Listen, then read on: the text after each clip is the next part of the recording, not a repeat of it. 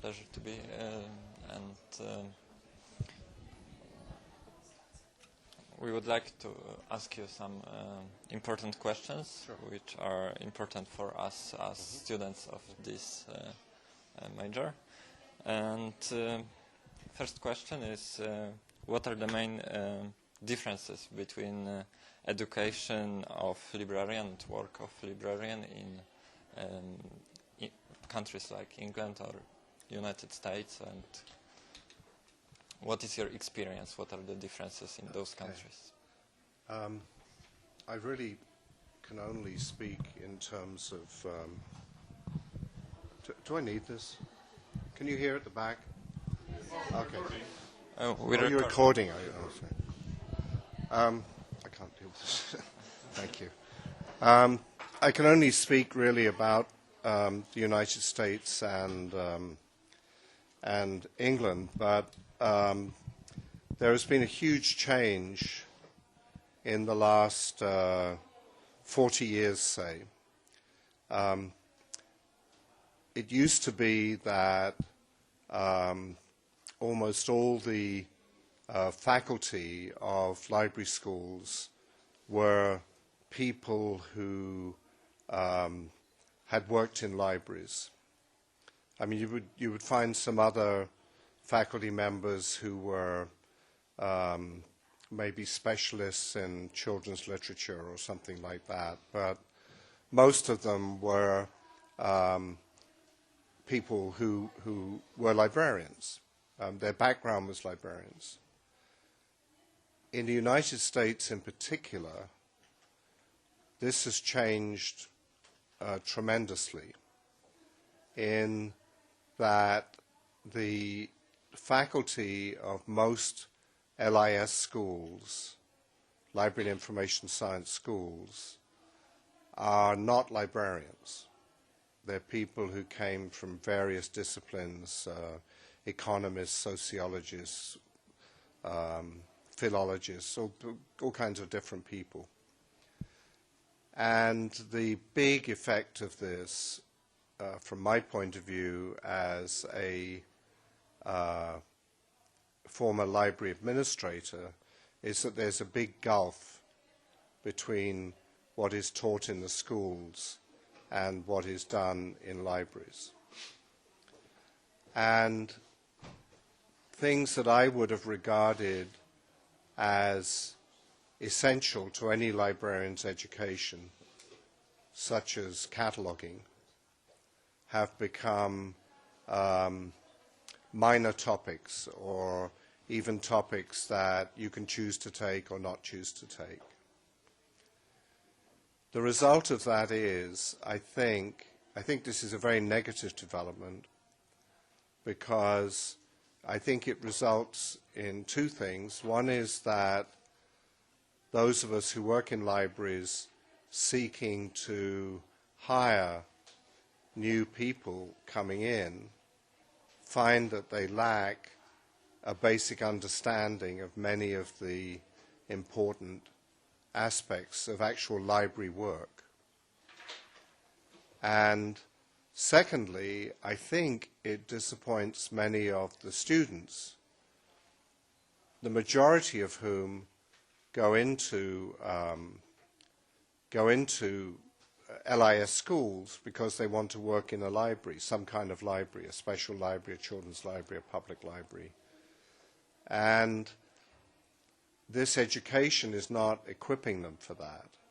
They're learning many things that there are various terms like information professional, knowledge professional, the idea that they might be working in all kinds of different areas outside libraries. And I think that in fact, the actuality of it is the majority of people that go to LIS schools want to work in a library. And so you get this discontinuity between the education, the people delivering the education who don't really know much about how libraries are run and what's important in a library, and the libraries out there seeking new recruits. And in my view, this is one of the important contributing things to the to what they call the greying of the profession. There are far more librarians now in American libraries who have hair my color than hair yours color, because the demographic is getting older. And I think that it's that inability to bring in a stream of new, younger people into the profession that is having a really bad effect on that profession. By the way, the reasons for this are partly political within the academy, because the older library schools were seen as, I don't know what, kind of vocational schools, whereas the newer library schools are seen as being more academically respectable. But whether that serves the profession of librarianship, I don't believe it does. By the way, one other aspect of it is that, from my observation this morning, it's the same in Poland, but librarianship in the United States and in Great Britain is almost 80% female, 85%. And I notice the proportion in this room is something like that. And I think we have to deal with the fact that there is historically an academic bias against the so-called female professions. That, male professions, in quotes, like engineering, are regarded as somehow more respectable than professions like librarianship or teaching or social work, the so-called female professions. Yes, that is true, and also in Poland we have those specializations and subjects we choose or not choose. And there are many fields that we focus on that are not actually librarianship itself. Right. That's true. That's also a Polish reality. See, when I went to library school about 100 years ago, we had the first year, everybody took exactly the same courses. And then the second year, you had different streams depending on whether you want to become an academic librarian or archivist or whatever it was. But everybody had a particular foundation of library education. And I think that's lacking now in US and UK library schools. The first year in Poland is pretty much the basics. Okay. So good. This is maybe good thing. Okay, and that's very good for employers, because when you're employing somebody, you don't know them, you don't really know what they know. But if everyone's been through the same kind of education, then you know you've got a kind of a basis for understanding anyway. Mm-hmm. Yes, that's right. And our fields of focus, which we can choose, are culture of the printed book, press and journalism, publishing and literature, libraries for special groups of users, information management, and those are these fields we can choose. When you were a student, what would you choose, or did you have some specialization? Well, I was very interested in cataloging, and so I did a lot of cataloging classification courses those kind of things. But also I was interested in a national library, and I took some courses on, national librarianship, which is a kind of a different thing. But those are very interesting areas. I don't think there's a single library school in America where you could do a course on culture and the printed book. I don't believe there's one. In fact, they're very, very heavily technology dominated. And you'll find students who haven't done a cataloging course but have done a JavaScript course. So I personally, if I wanted to be a computer scientist, I'd go and do a computer science degree. I don't see what the point is in a librarian being a kind of second-rate computer scientist, but that's just my opinion. And don't you think that maybe this phenomenon that you said is something somehow related to the librarianship with changes in the new technology, in the new right. era of and I think that there is a lot of misunderstanding about libraries in both the countries I know well. If you look in the press, for example, whenever they have a story that involves libraries, they almost always say dusty shelves, stacks full of unused books, librarians telling people to keep quiet. It's all this stereotyped imagery, and it's always contrasted with information technology and how modern it is and so on. But I don't know how many of you were at my talk just now, but I was referring to my 9-year-old grandson who practically lives in the library near his house. And, that is a busy place full of children and parents and books and some computers, but it's a really important community center. And I think if we give in to this stereotype of libraries are outdated and all we need is computer screens, then you lose a tremendous amount in your community. As well as having a lot of children who can't read. But anyway. Yes. I want to ask a question. Sure. What's your opinion on e-books, and do you think that they can replace traditional books sometime? And do you personally use e-books or e-book readers? I don't really have much of an opinion on e-books as such. First of all, they're not e-books. I mean, there's a book. This is an e-text, right? So I think it's important that we realize that what's important is the text. If you're reading a great work of literature, it's the same great work of literature, whether it's printed on paper or on a screen or, I don't know what, projected into a hologram. It's the text that's important. And as long as people are engaging with complex texts, then I have no view. If they choose to do it on a reader, if they choose to do it in a book or any other way.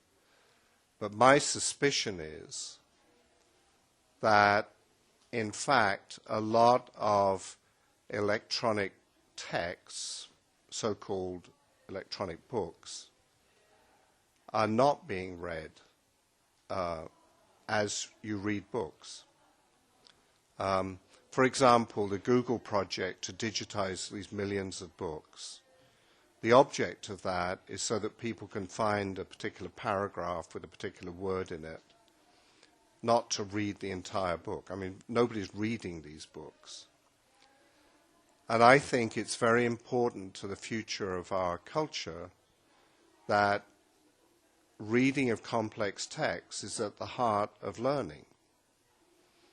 And the only thing that bothers me about electronic texts is that they lead to a kind of a superficial skimming of things or picking out paragraphs, and instead of a sustained reading, which is how people become educated and improve their mind. That's one thing. The second thing is that it is, a lot of it has to do with age. You know, I'm old, and I have lots and lots of books at home, and I feel very comfortable with them. I haven't got an e-reader because I don't see the necessity for it. I have 3 books with me that I bought to England and then here to Poland to read while I'm on the plane and in my hotel in the evening, and I'm perfectly happy with it. If you want to have a Kindle or whatever it is and go through with it, that's fine. But the printed book has meant for the last 500 years that the texts contained in them have been preserved. See, one thing you should never forget is Hitler and the Nazis burned books, but every single one of those books they burned is still available to us because the text is out there that were in other libraries, in other places. And what worries me about electronic texts is who is going to preserve those. I mean, if you're Amazon and you make money selling e-books, so-called, on Kindle, and one day you're not making money from them, what do you do with it? You just wipe it clean.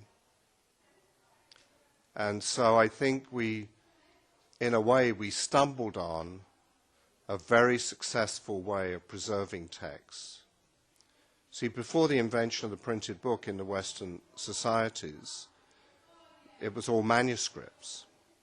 And manuscript libraries were regularly destroyed by fire, by war. You know, there are hundreds of Greek and Roman authors, and we know their names, but we haven't got any of their works because they didn't survive the manuscript age.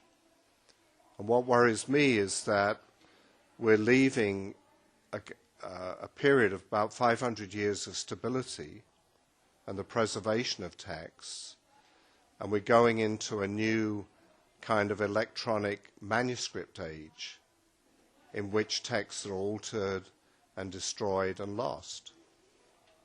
And I think it's very important for the future that the people of the future have the text that we have, as well as their own texts. So the preservation issue is the one that, but watching somebody on the train flipping through a screen doesn't bother me at all. I just don't want to do it myself. Okay, I got another question. Yeah. I think there was a lady at the back there who was trying to. What do you like to read your spare time? What do your favorite authors and other activities do you for your own research? Okay.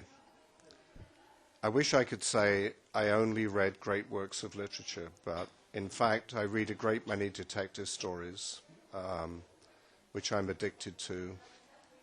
And I read a lot of novels. Particularly recently, I've been reading a lot of novels about the period before and during the Second World War, which I'm very interested in. My father was a soldier in the Second World War. And I read a lot of history books and biography books, biographies, usually in the field of Victorian times politics, American politics in particular, which fascinates me. But as I say, I wish I sat around reading Greek poetry all day, but I don't. Okay. Sorry. We can observe a huge reading crisis due to some huge changes in human communication. Mm-hmm. What should be done, what do you think should be done to prevent people from abandoning books and reading at all? Maybe there were some mistakes made which caused the situation. Do you think that this crisis could be held back? Well, the only way we hold it back is with children. You know, I was serious when I was talking earlier about children's libraries and literacy. I don't know if it's a saying in Polish, but in Britain, the Jesuits, you know, the Society of Jesus, they have a saying, "Give me a child until he's 7 and he's mine for life."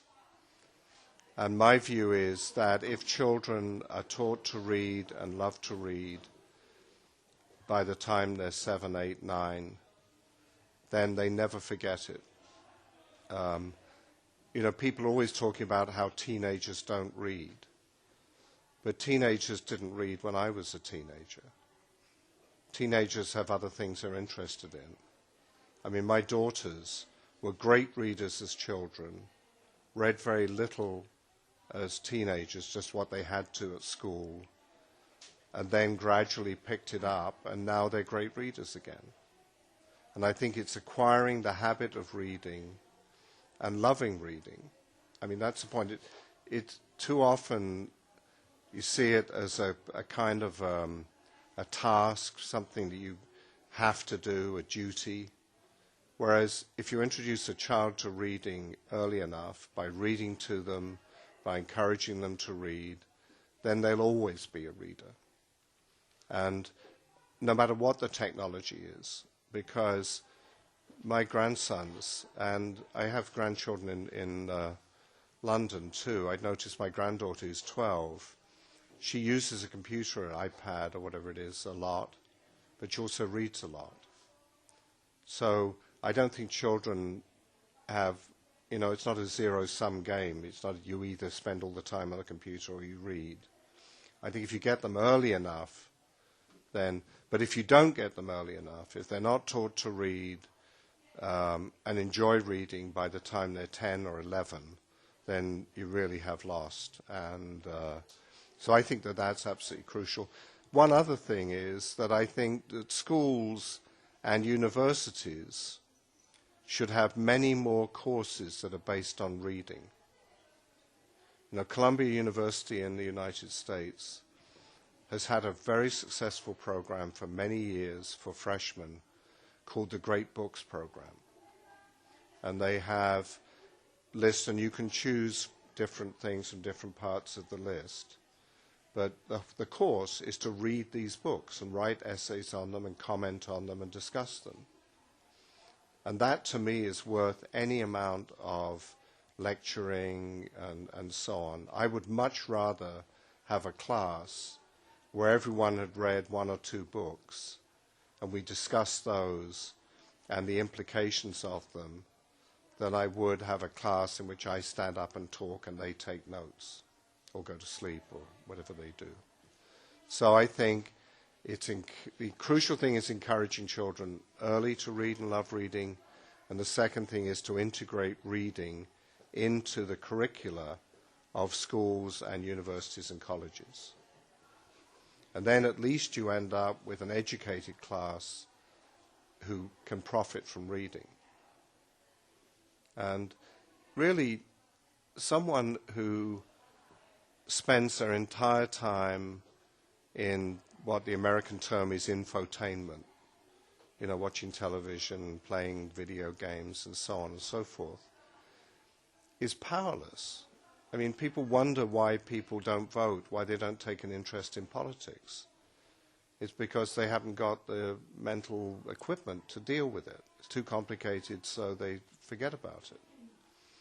And, you know, I'm a kind of progressive internationalist in politics, and I think that if you have a huge underclass that doesn't read, doesn't participate, and so on, that this may be very good for a ruling class, but it's not good for society. Hello. Hi. Since you're quite to become a librarian in the USA, I'm terribly sorry. I can't quite hear you. Could you tell me what? What is required to become a librarian in the USA and the United Oh, what it requires. Okay. The basic qualification for a librarian is a master's degree in library and information science that is from a program that is accredited by the American Library Association. And that's true in Canada too, because the American Library Association accredits libraries. In the United Kingdom it's slightly different, but it's a very similar sort of process. But the accreditation system is slightly different, but it's an approved school, and the program, I'm sorry, not the school, but the program is accredited. And they have to demonstrate to the people doing the accreditation that they have the right number of faculty, the right kind of resources, the library, and so on and so forth to do it. And then once you have that master's degree, that is the definition of a professional librarian in North America. In Britain, you then have to work for a year after doing that postgraduate course in an approved library setting. And then at the end of that, you become a chartered librarian. But there's an element of real work, library work in it too. There are library programs that are not accredited, and most academic libraries, for example, would not hire somebody from that. If you look at the advertisements for new positions, it'll say required master's degree from an ALA accredited school program. If we could be And were you possibly asking what are the requirements for getting into those programs? That varies from program to program, but you obviously have to have a bachelor's degree in something, and I guess some of them are selective, some of them are not. It's a difficult thing at the moment because of the recession. There have been a lot of cutbacks in public services, so the number of jobs has gone down. When the number of jobs goes down, then you get people who, for example, teachers, thinking, well, I'd like to take up being a librarian, and they go and do a master's degree, and then there's no job for them because the library's been cut as well as the schools. So it's a tricky question at the moment. If somebody came to me and said, do you think it's a good idea to go and do a master's program in library and information science in the United States today, I would say I think it's a really good idea because it's a wonderful profession to be in. But you have to realize that you are not guaranteed a job at the end of the day. I think you're guaranteed a job for two reasons. One is if you can relocate. There's always a job in Alaska or somewhere. And the other is eventually, if you're prepared to wait, you'll find one. But walking into a job that you want, in a place you want, the day you graduate is not a very likely scenario. If you find some job, how much would librarian earn in the United States? Well, it depends which kind of library. Unfortunately, school and children's librarians are not paid very well at the beginning, and public librarians are paid less than academic librarians. And I don't want to introduce yet more questions of gender into it, but there are far more men in academic libraries than there are in public libraries and school libraries. So you get that gender discrimination again where women get paid less than men. It's about 60 cents to the dollar at the moment in the United States. Academic librarians, depending which one, my wife works at Loyola University in Chicago, and their entry-level positions, because we were talking about it a couple of weeks ago, I think it's $42,000 a year. That's the entry qualification. But then sometimes people have special skills or, languages, or they know a lot about rare books or something, and then they get a higher salary. And how is this salary situated among other professions? Because we don't actually know those.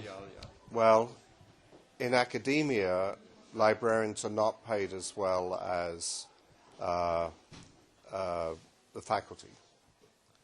But in some cases, they have faculty status, and then they get the same benefits. I think that if you look at a public librarian, my guess is that teachers, social workers, nurses, and librarians will be about at the same introductory level.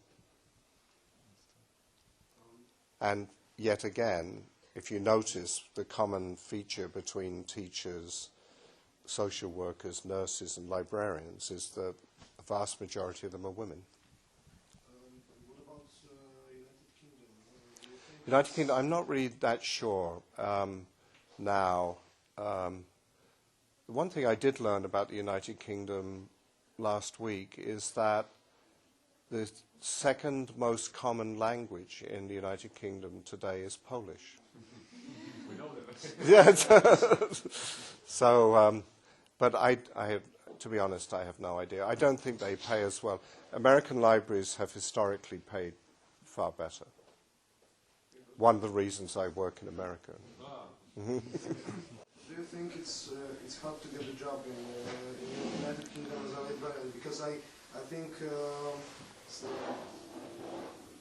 even if the salaries are lower than in the United States, they are still Probably higher than Poland, yeah. Right. So, to be honest, everybody here is thinking about. Actually, I'm not going to answer this because I'm going back to London on Saturday, and I'll make some inquiries and I'll write to Dr. Skorka and see what I can find out. I know some people at the SILEP, the Library Association, so they probably got some figures. Because, in Poland we have this situation that, to be honest, librarians aren't really respected in society because,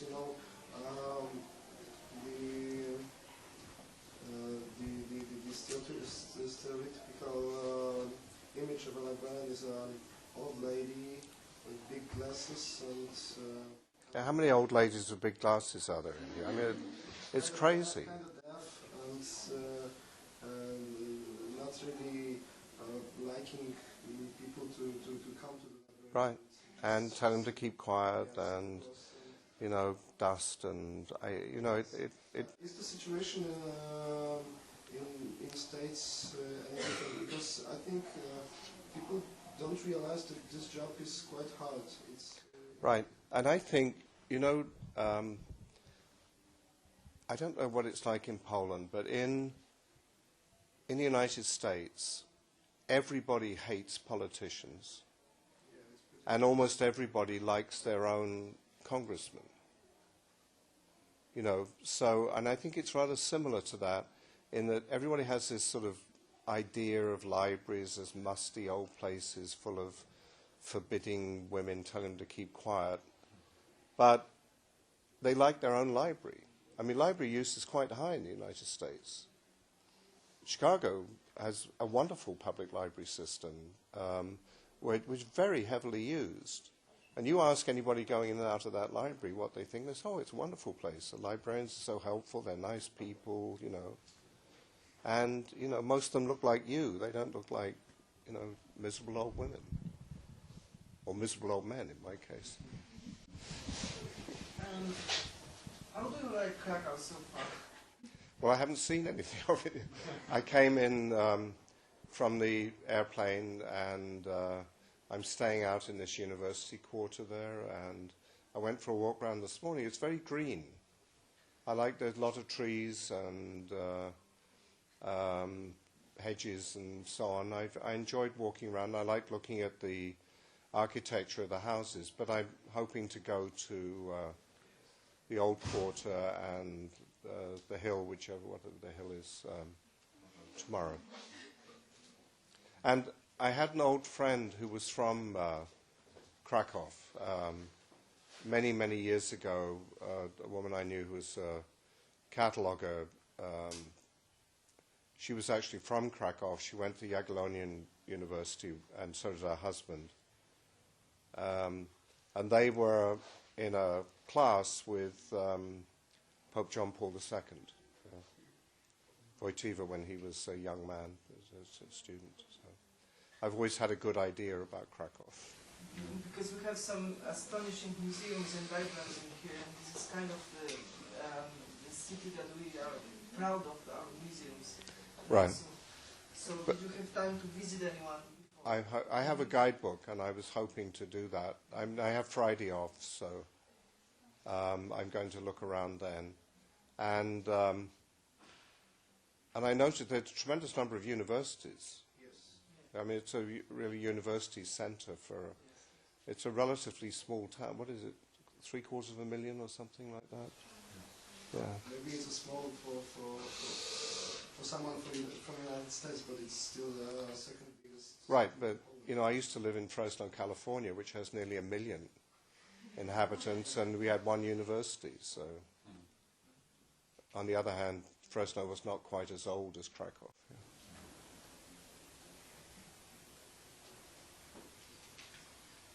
Thank you.